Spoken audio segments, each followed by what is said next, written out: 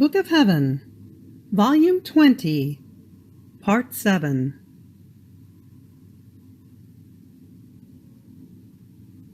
November 2nd, 1926. Hiding one's acts in the acts of the Celestial Mama, and how they stand in for her. How redemption shall serve no longer as food for the sick, but as food for the healthy.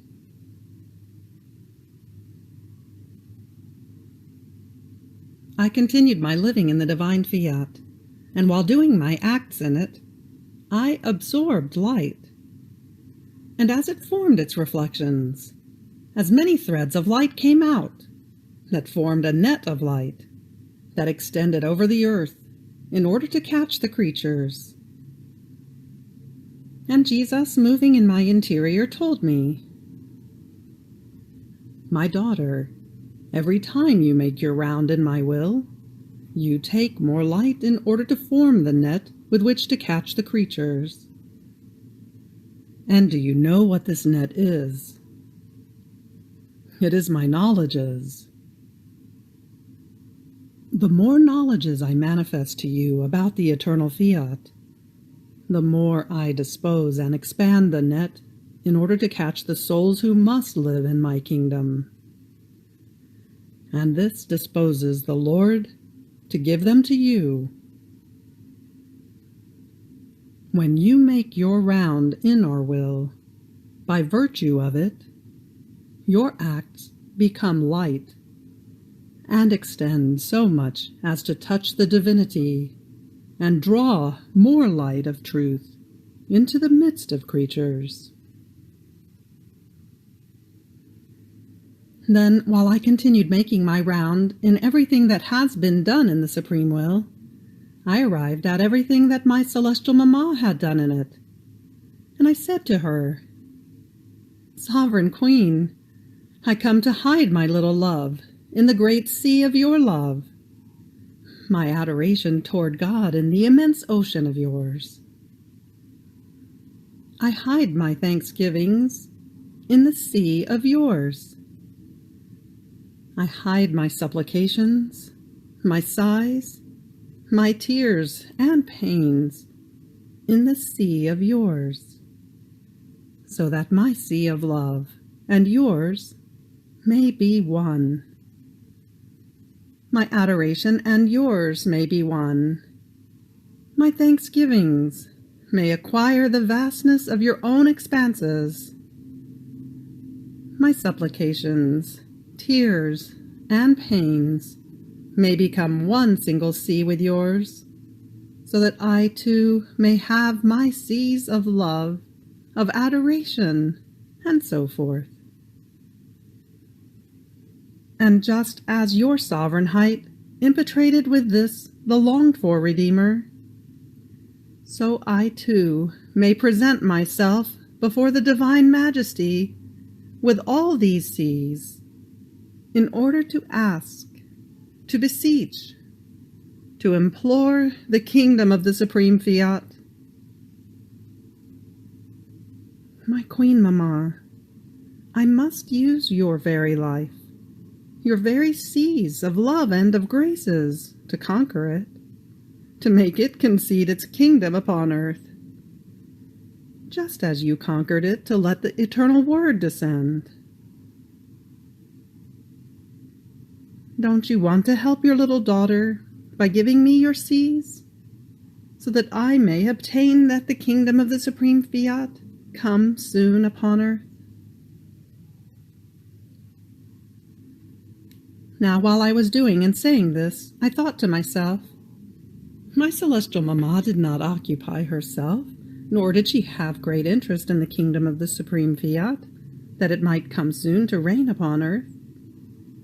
She had interest in the longed-for Redeemer, and she obtained him.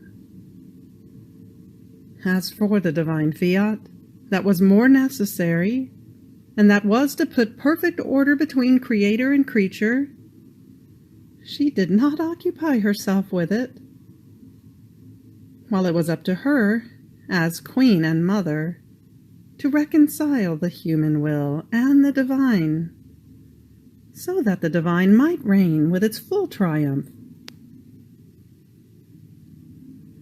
At that moment, my always lovable Jesus came out from within my interior, and all goodness told me, "My daughter, the mission of my inseparable mamma was for the longed-for Redeemer, and she fulfilled it perfectly. However, you must know that everything that both she and I did, its substance, its source, and primary cause, was the kingdom of my will. But since redemption was necessary in order for this to come, though the kingdom of the Fiat was inside our acts, on the outside, we were all intent and occupied with the kingdom of redemption.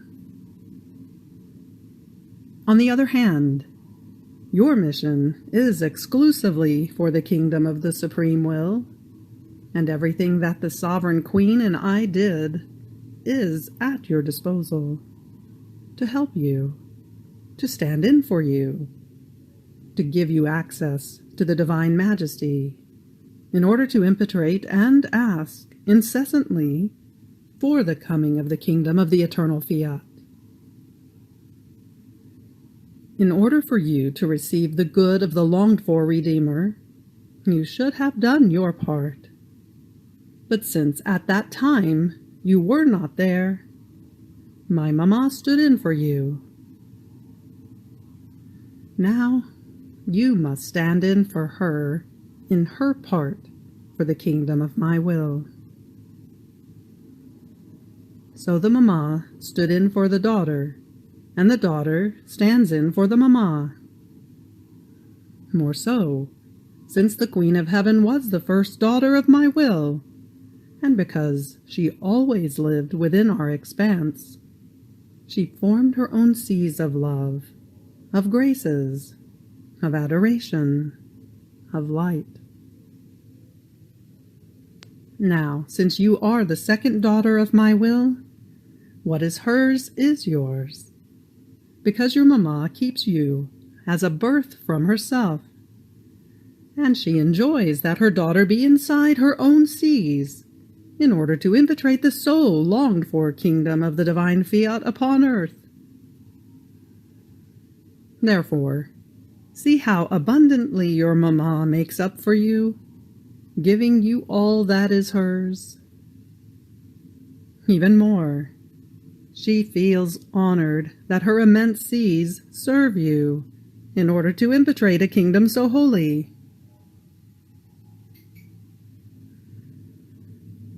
Then after this I was following in the divine will what Jesus has done in redemption. And my sweet Jesus coming back added, "My daughter, my redemption came as remedy for man, and therefore it serves as remedy, as medicine, as food, for the sick, for the blind, for the mute, and for all kinds of maladies. And because they are sick, they do not enjoy nor receive all the strength that all the remedies that I came to bring them for their good contain. The Eucharistic sacrament that I left as food, in order to give them perfect health, many eat it over and over again, but they appear always sick. Poor food of my very life, hidden under the veils of the accidents of the bread. How many corrupted palates, how many undigesting stomachs that prevent creatures from enjoying the taste of my food, and from digesting all the strength of my sacramental life. And so they remain infirm, and because they are members feverish and evil, they take it with no appetite. This is why I long so much for the coming of the kingdom of the supreme Fiat, because then everything I did in coming upon earth shall serve as food for those who enjoy perfect health. What is not the difference between a sick person who takes the same food and someone else who enjoys perfect health? The infirm one takes it without appetite, without taste, and it serves him to sustain himself and not die. The healthy one takes it with appetite, and because he enjoys it, he takes more and preserves himself strong and healthy. So what shall not be my contentment in seeing that, in the kingdom of my will, everything I did shall serve no longer as food for the sick, but as food for the children of my kingdom, who shall be all full of vigor and in perfect health. Even more, by possessing my will, they shall possess my permanent life within them, just as the blessed in heaven possess it. So my will shall be the veil that shall hide my life in them. And just as the blessed possess me within themselves as their own life, because true happiness has its origin inside the soul, and so the happiness that they receive continuously from the divinity holds hands and exchanges the kiss with the happiness that they possess inside, and this is why they are fully happy. In the same way, the soul who possesses my will shall have my perennial life within her, that shall serve her as continuous food, not once a day, like the food of my sacramental life. In fact, my will shall make greater display, nor shall it be content with giving itself once a day, but it shall give itself continuously, because it knows that these have pure palates and strong stomachs, to be able to enjoy and digest in every moment the strength, the light, the divine life, and the sacraments, my sacramental life, shall serve as food, as delight, as new happiness for the life of the supreme fiat that they shall possess. The kingdom of my will shall be the true echo of the celestial fatherland, in which, while the blessed possess their God as their own life, they receive him into themselves also from the outside. So, inside and outside of themselves, divine life they possess, and divine life they receive. What shall not be my happiness in giving myself sacramentally to the children of the eternal fiat, and in finding my own life in them? Then shall my sacramental life have its complete fruit. And as the species are consumed, I shall no longer have the sorrow of leaving my children without the food of my continuous life, because my will, more than sacramental accidents, shall maintain its divine life always with its full possession. In the kingdom of my will, there shall be neither foods nor communions that are interrupted, but perennial.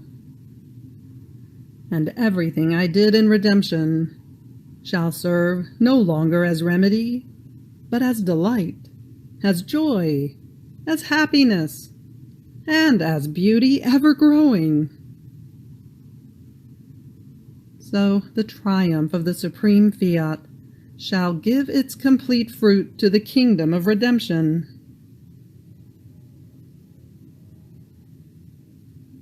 November 3rd, 1926. The more the soul has done the divine will on earth, the more paths she has formed for herself in order to receive suffrages in purgatory. The more the soul possesses of the divine will, the more value her prayers, works, and pains contain.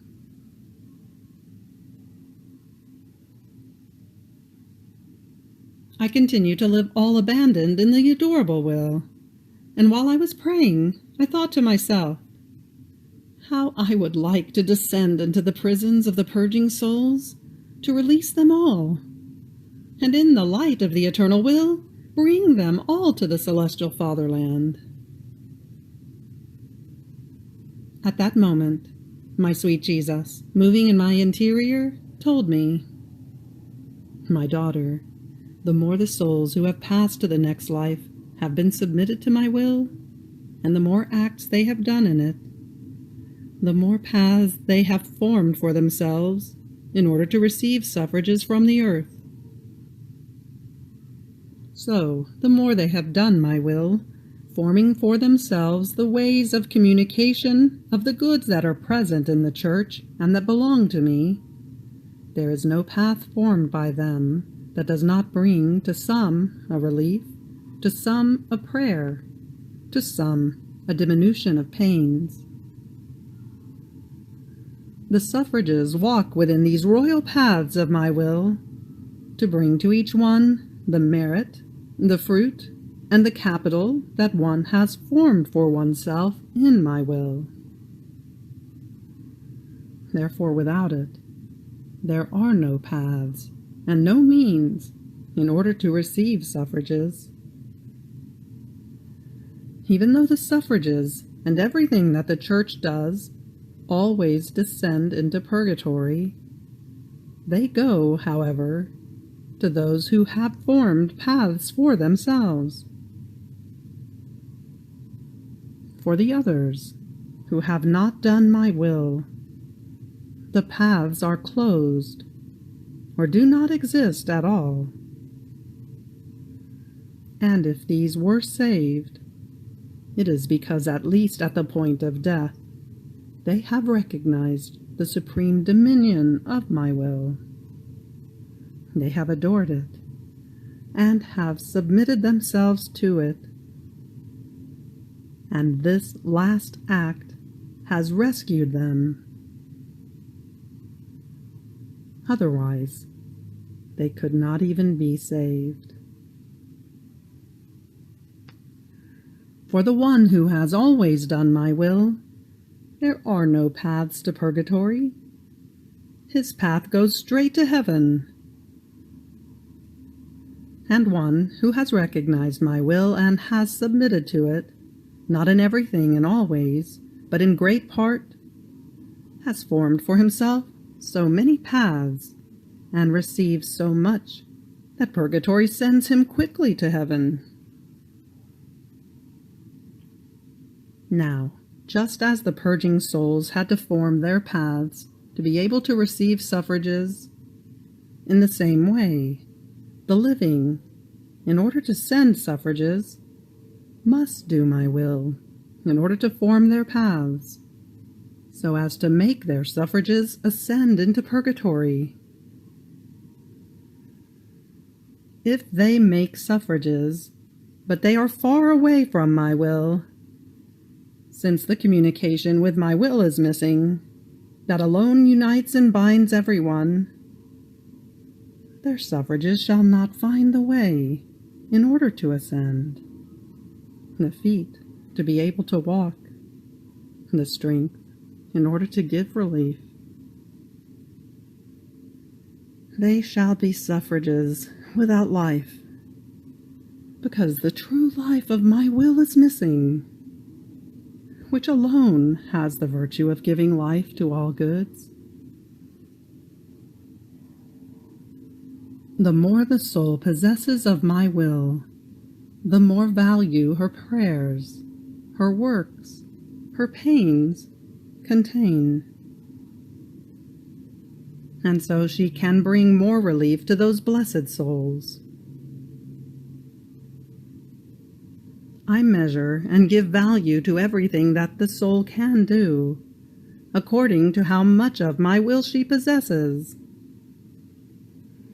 If my will runs in all of her acts, the measure I take is immense. Even more, I never stop measuring, and I put so much value into it that its weight cannot be calculated. On the other hand, if one does not care much about my will, the measure is scarce, and the value of little importance. And if one does not care at all, as much as the soul may do, I have nothing to measure, nor any value to give. Therefore, if they have no value, how can they bring relief to the souls who in purgatory recognize nothing, nor can they receive anything but what my eternal fiat produces? But do you know who can bring all reliefs? The light that purifies, the love that transforms? The one who possesses the life of my will in everything, and in whom it dominates triumphantly. This soul has not even need of paths, because by possessing my will, she has the right to all paths. She can go to all points, because she possesses within herself the royal path of my will, in order to go into that deep prison, to bring them all reliefs and liberations. More so, since in creating man, we gave him our will as his special inheritance, and we recognize everything he has done within the boundaries of our inheritance, with which we endowed him. Anything else is not recognized by us. It is not our thing. Nor can we allow anything to enter heaven that has not been done by creatures, either in our will, or at least in order to do it. Since creation came out of the eternal fiat, our will, jealous, allows no act to enter the celestial fatherland that has not passed through its fiat itself. Oh, if all knew what will of God means, and how all works, even those that appear to be good, but are empty of it, are works empty of light, empty of value, empty of life. And works without light, without value, and without life do not enter into heaven. Oh, how attentive they would be to do my will in everything and forever.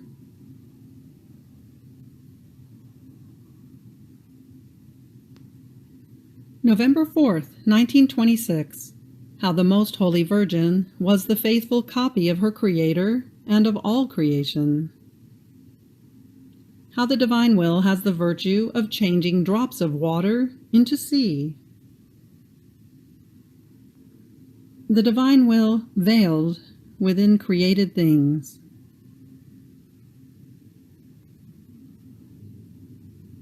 I was in my continuous state in the Supreme Will, praying my Queen Mamma to help me to impetrate this kingdom of the eternal fiat. And my sweet Jesus, moving in my interior, told me, "My daughter, the most perfect copy of the children of the kingdom of my will was my celestial Mamma. And because it had its first daughter in it, redemption could come. Otherwise, had we not had the first daughter of our will, I, the eternal Word, would never have descended from heaven." In order to descend upon earth, I would never have made use of, nor trusted, children who were extraneous to our will. So you see, a daughter of our will was needed for the coming of the kingdom of redemption. And because she was daughter of the kingdom of the eternal fiat, she was the faithful copy of her Creator and the perfect copy of all creation. She was to enclose all the acts that the Supreme Will exercises in all created things, and because she had supremacy and sovereignty over all creation, she was to enclose within herself the heavens, the stars, the sun, and everything, so that the copy of the heavens, of the sun, of the sea, and also of the earth, all flowery, might be found in her sovereignty. So, in looking at my mamma, one could see in her portents never before seen. One could see heavens. One could see most refulgent sun. One could see crystal clear sea, in which we reflected ourselves in order to see our daughter. One could see earth at springtime, always flowery, that attracted the celestial maker to take his strolls on it. Oh, how beautiful was the celestial sovereign, as we saw in her not only our copy, but all of our works enclosed in her. And this, because she enclosed our will within herself.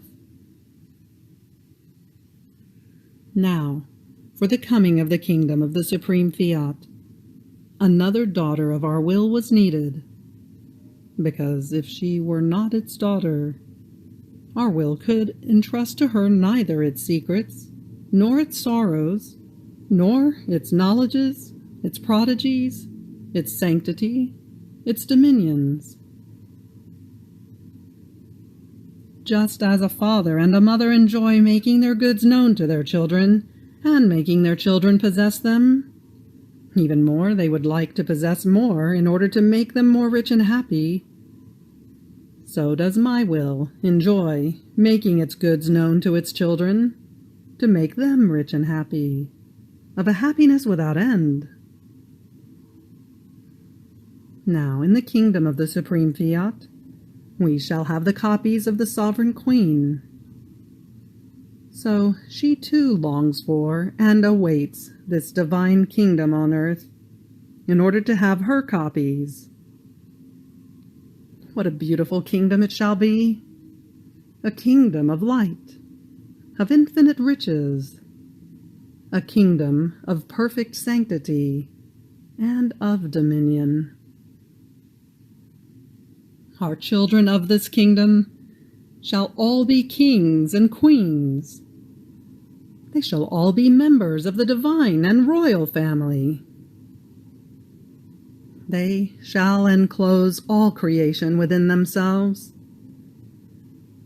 They shall have the likeness, the physiognomy of our celestial Father, and therefore shall be the fulfillment of our glory and the crown of our head.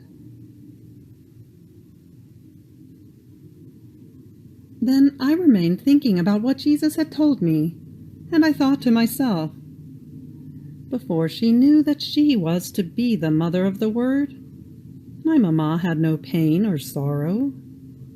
More so since by living within the expanses of the Supreme Will, she was happy.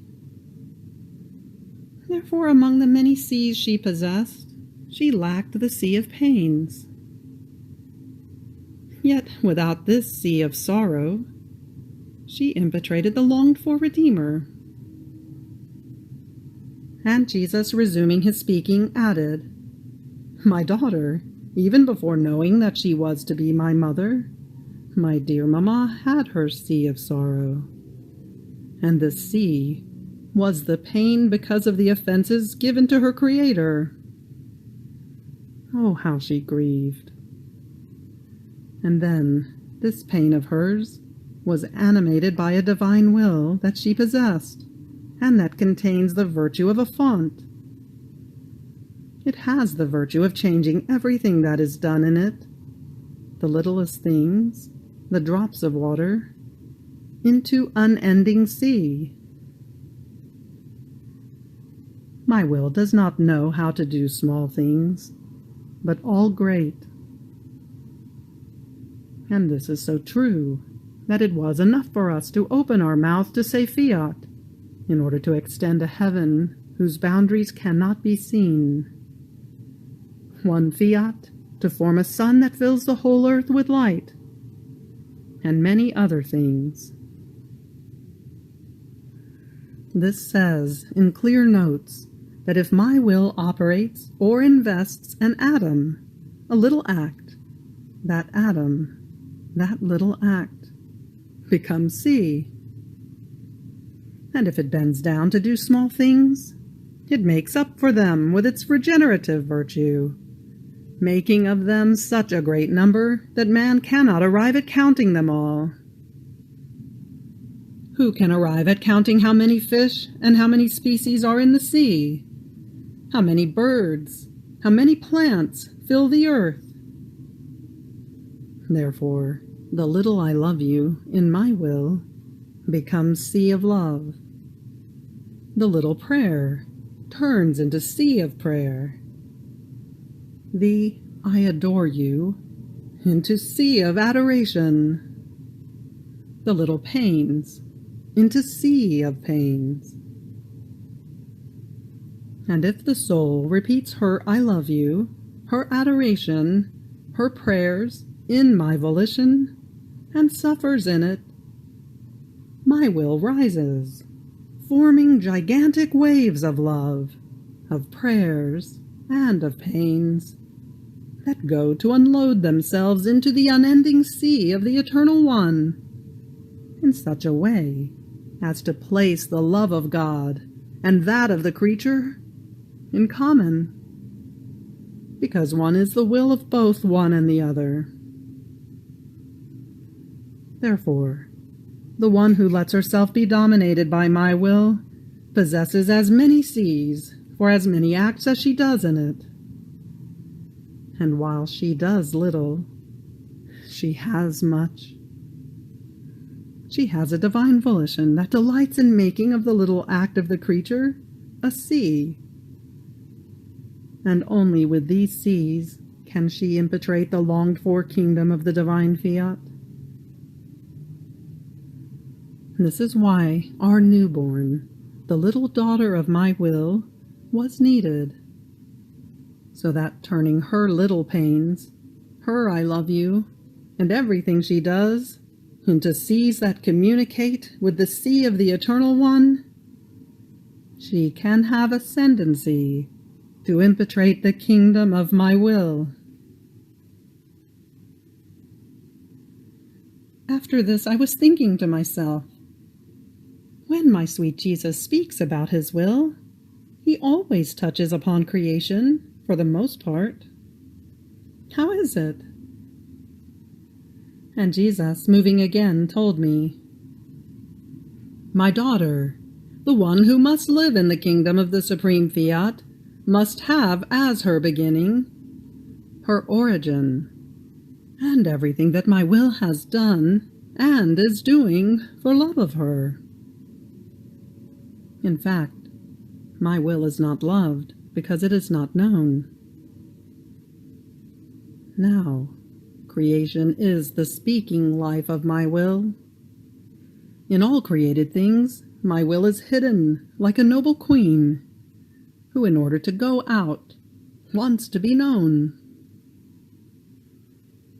Knowledge shall tear the veil that hides it, so as to go out and reign in the midst of its children. And who can make known what my will does for love of creatures better than creation, that is looked at and touched by everyone, with an act ever present? My daughter, look at the passionate love of this noble queen. She reaches the point of veiling herself with earth in order to render it firm, so that man may walk safely upon it. And as he walks over the veil of earth that hides her, she takes the soles of his feet in her noble and royal little hands, so that man may not stagger, in order to give him firm step. And while holding, through Mother Earth, the souls of man tightly to her noble breast, she would want to go out, unveiling herself of the veil of earth that covers her. But man walks over her without even paying attention to see who is sustaining his step, Who maintains that great mass of earth so firmly for him, so that he may not stagger? And the noble queen continues to remain veiled with earth, and with unspeakable patience that only a divine will can possess, it waits to be recognized, in order to be loved, and to narrate her long story, what she has done for love of man, veiled by this earth. And her love is so great that many times she feels the necessity to tear that veil of earth that covers her, and making use of her dominion, she shakes the earth, and with her empire hides cities and peoples into her bosom, so that man may know that inside that earth, under his feet, there is a will ruling and dominating, that loves and is not loved, and that sorrowful shakes itself to make itself known.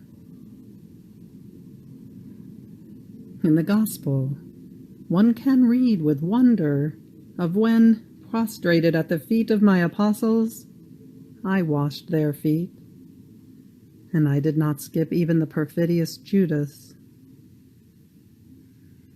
This act that the Church remembers was certainly very humble and of unspeakable tenderness, but I did this act only once.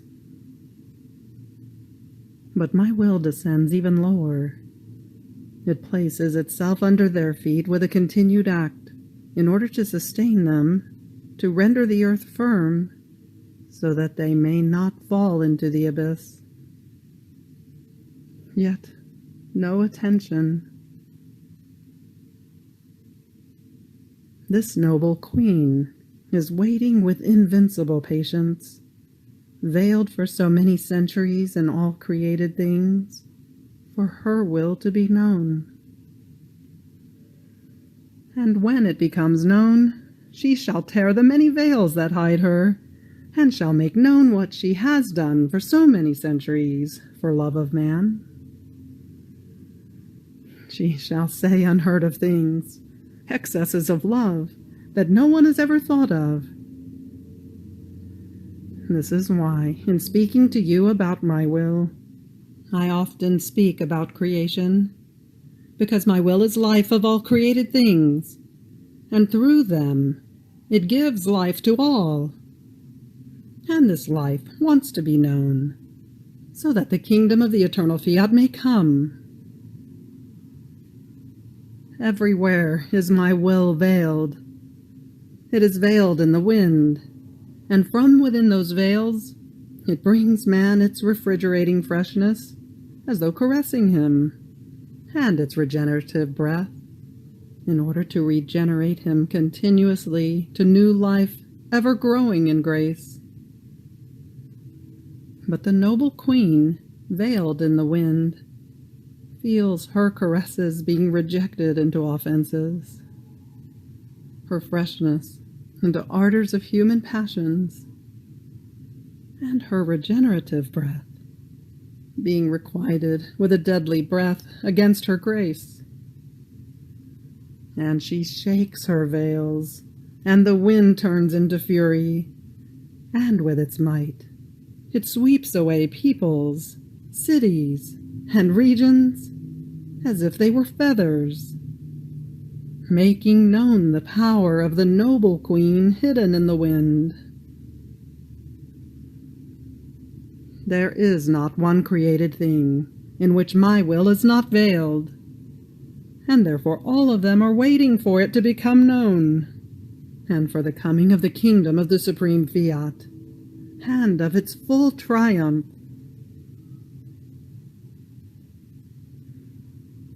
You have reached the end of the Book of Heaven, Volume 20, Part 7. Fiat.